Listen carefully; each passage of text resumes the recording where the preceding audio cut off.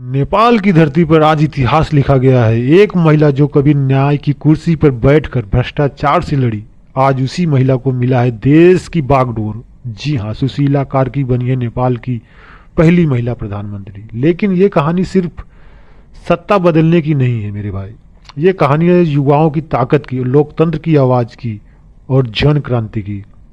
8 सितंबर 2025 नेपाल की सरकार ने अचानक सोशल मीडिया बैन कर दिया था। सरकार को लगा था कि यह कदम साधारण होगा, लेकिन शायद वो भूल चुकी थी कि आज का युवा सिर्फ किताबों में कैद नहीं है। उनकी आवाज़ सोशल मीडिया से निकलकर सड़कों पर गूंजने लगी। ये आंदोलन सिर्फ फेसबुक या टिकटॉक बचाने का नहीं था, ये आंदोलन था भ्रष्टाचार के खिलाफ, बेरोजगारी के खिलाफ और उस व्यवस्था के खिलाफ जिसने आम जनता को ठगा है। 4 दिनों के भीतर ही यह आंदोलन इतना शक्तिशाली हो गया कि प्रधानमंत्री केपी शर्मा ओली को पद छोड़ना पड़ा और पूरी दुनिया में इसे नाम दिया जेन जेड आंदोलन। सुशीला कार्की युवाओं की पहली पसंद थी, काठमांडू के मेयर वालेन शाह, लेकिन उन्होंने कहा मैं सत्ता नहीं चाहता, मैं बदलाव चाहता हूं।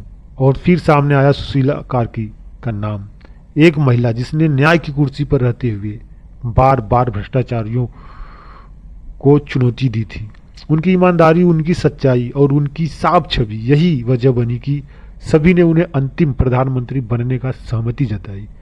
शुक्रवार रात राष्ट्रपति रामचंद्र पौडेल ने उन्हें शपथ दिलाई और कहा, देश बचाइए, आप सफल रहिए। यह पल केवल नेपाल का नहीं बल्कि पूरी दुनिया का ध्यान खींचने लगा था। लेकिन दोस्तों, यह ताजपोशी बिना शर्तों की नहीं हुई।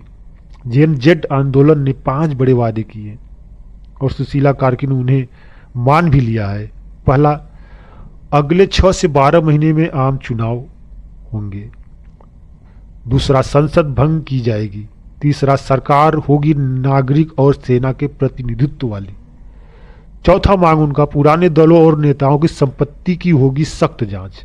और पांचवा, आंदोलन के दौरान जिन पर अन्याय हुआ है, उनकी जान गई है, उनकी होगी निष्पक्ष जांच। ये जेड जेन के आंदोलनकर्ताओं के द्वारा किया गया मांग है, उनको मान भी लिया गया है। ये थी नई पीढ़ी की उम्मीदें जो नेपाल को एक नया भविष्य देना चाहती है। लेकिन सवाल यह है, क्या इन वादों को निभाया आसान होगा?